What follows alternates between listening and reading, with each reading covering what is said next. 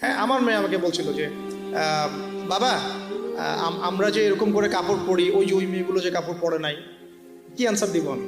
তো বললাম যে আম্মু, আসলে তাদের তাদের বাবা মা মনে হয় তাদেরকে এভাবে শিখায় নাই। আমরা যেমন তোমাদেরকে শিখাইছি, তাদের বাবা মা শিখায় নাই। ও মসজিদে যেতে খুব পছন্দ করে। তো মসজিদে যখনই যাই, নিয়ে যান, আপনারাও নিয়ে যাবেন। আর আমাদের সমাজে তো মসজিদে নিয়ে গেলে ধমক দেয়, হ্যাঁ, ডিস্টার্ব হয়। আর টার্কির মতো জায়গায় দেখবেন, টার্কিতে মসজিদ ঢুকলে চকলেট দেয়, গিফট দেয়। নববীতেও, এখন নবী হারামেও ছেলেমেয়েরা দৌড়াদৌড়ি করে খেলে বেড়ায়, মানুষ নামাজ পড়ছে, কোনো সমস্যা নেই। নামাজ আমার এতই দুর্বল যে একটা বাচ্চার দৌড়াদৌড়িতে আমার নামাজ ছুটে যাবে? আশ্চর্য কথা। হাসান হোসেন রাদিয়াল্লাহু আনহু মসজিদে দৌড়াতেন, খেলতেন। রাসূল সাল্লাল্লাহু আলাইহি ওয়াসাল্লাম খুতবা থামিয়ে দিয়ে তাদেরকে কোলে নিয়ে এসে আবার খুতবা দিয়েছেন। সেজদা করতেন তিনি, পিঠের মধ্যে ইমাম হাসান, ইমাম হোসেন রাদিয়াল্লাহু আনহুম তারা উঠতেন, উঠে বসতেন। তিনি সেজদা লম্বা করতেন যাতে তাদের ডিস্টার্ব না হয় খেলাধুলা। ছোটবেলা যে বাচ্চাগুলো হচ্ছে আমাদের সন্তান, ছেলে মেয়ে, তো মনে রাখবেন যে একটা বাচ্চা কিন্তু 24 মাস যখন তার বয়স হয়, 24 মাসে সে কিন্তু মোটামুটিভাবে 50টা শব্দ মনে রাখতে পারে। যখন তার বয়স 3 বছর হবে, তখন কিন্তু মোটামুটি 200 শব্দ সে মনে রাখতে পারে। এভাবে যখন গ্র্যাজুয়ালি বাড়ে, আপনার বাচ্চার বয়স যখন 5 বছর হয়েছে, সে একই সাথে 2-3টা ভাষার শব্দ মনে রাখতে পারে।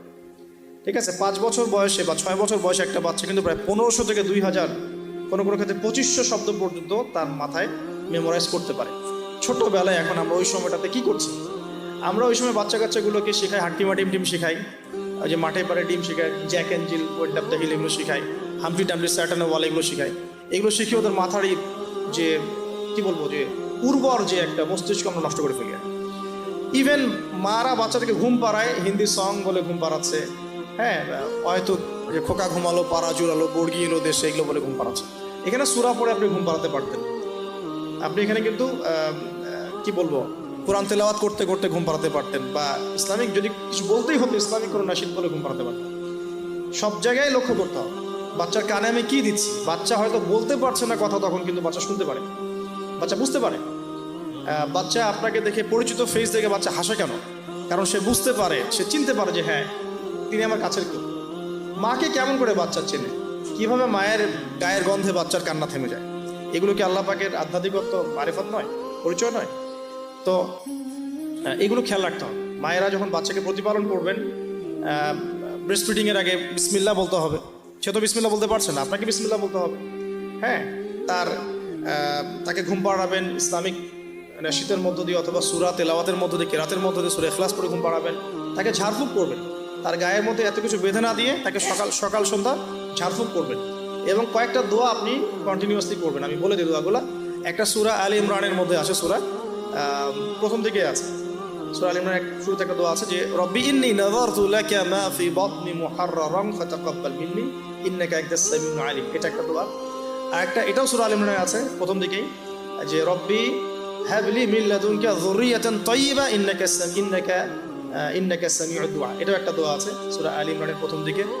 সূরা ফুরকানের 74 নম্বর আয়াতে একটা দোয়া আছে, রব্বানা হাব লানা মিন আজওয়াজিনা ওয়া যুররিয়াতিনা কুররাতা আ'ইউন ওয়াজআলনা লিল মুত্তাকিনা ইমামা। এগুলো আপনি করবেন। আর বাচ্চাকে কি করবেন? ইমাম হাসান এবং হুসাইন রাদিয়াল্লাহু আনহুমাকে রাসূল সাল্লাল্লাহু আলাইহি ওয়াসাল্লাম যা করতেন, ইমাম হাসান হুসাইন রাদিয়াল্লাহু আনহুমাকে নিয়ে আসলে রাসূল সাল্লাল্লাহু আলাইহি ওয়াসাল্লাম বলতেন যে উঈযুকুমা। দুজন ছিলেন, এজন্য বলতেন উঈযুকুমা। যদি একজন হয় এবং সে যদি ছেলে বাচ্চা হয়, তাহলে আপনি বলবেন উঈযুকা। আর যদি একজন মেয়ে বাচ্চা হয়, তাহলে বলবেন উঈযুকি। বুঝতে পারছি? একজন মেয়ে বাচ্চা হলে উঈযুকি, একজন ছেলে হলে উঈযুকা, আর দুজন হলে বলবেন উঈযুকুমা।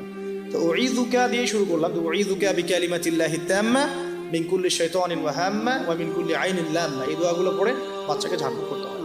বদনজর লাগতে পারে, চোখের নজর লাগতে পারে। তো এই দোয়াগুলো করা, পাশাপাশি সূরা ফালাক, নাস, ইখলাস এগুলো পড়ে ঝাড়ফুঁক করা, সূরা ফাতিহা পড়ে ঝাড়ফুঁক করা, বাচ্চা ভালো থাকবে ইনশাআল্লাহ। বাচ্চাকে যে ঘরে রাখবেন সেখানে কোনো প্রকার ছবি মূর্তি রাখবেন না। বাচ্চা রাত্রেবেলা ভয় পেয়ে কাঁদতে পারে, এগুলো করতে যাবেন না। ফিডিংটা ভালো দিবেন, ব্রেস্ট ফিডিং চেষ্টা করবেন।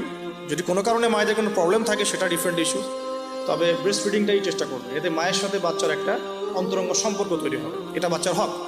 এবার বাচ্চা যখন বড় হচ্ছে, ওকে আজে বাজে কিছু শেখাবেন। আস্তে আস্তে কথা বলা শিখবে, পরিবেশ পরিস্থিতি বোঝা শিখবে। তাকে সময় দিবেন, এক নাম্বার তাকে সময় দিবেন, তার সাথে গল্প গুজব করবেন, তাকে নিয়ে ঘুরবেন, তার সাথে খেলবেন, হ্যাঁ, তাকে আনন্দ দিবেন। আপনি আপনার টাইমের একটা অংশ তার জন্য ফিক্স রাখবেন, বাচ্চার জন্য ফিক্স রাখবেন। আর সব দায়িত্ব শুধু মায়ের উপর ছেড়ে দিবেন না, পুরুষের উপর অনেক দায়িত্ব আছে। এবার গ্র্যাজুয়ালি সে বড় হবে, পিতার সময় পিতার হকটা যেন পিতার থেকে পায়, মায়ের হকটা মায়ের থেকে পায়। এবার শিক্ষার কথা আসবে, ওকে এমন জায়গায় পড়াবেন না যেখানে পড়ালে তার কচি আত্মাটা নষ্ট হয়ে যায়। ফার্স্ট অফ অল পরিবারের পরিবেশ ঠিক করলাম, এখন ওকে যদি বাইরে পাঠাচ্ছি, আমি বাইরে এখন কোথায় পাঠাচ্ছি, আমি তাকে বাইরে যদি এমন জায়গায় পাঠাই যেখানে গেলে তার কচি আত্মাটা নষ্ট হয়ে যাবে, সে সেক্সুয়াল হ্যারাসমেন্টের শিকার হবে, সে ফ্রি মিক্সিং শিখবে, সে হামডি ডামডি এসব শিখবে, অন ইসলামিক কালচার অভ্যস্ত হবে। হ্যাঁ, এমন হয়ে যাবে আমার বাচ্চা লাইলাতুল কদর চিনে না, 31st নাইট চিনে, তারপর তো সমস্যা।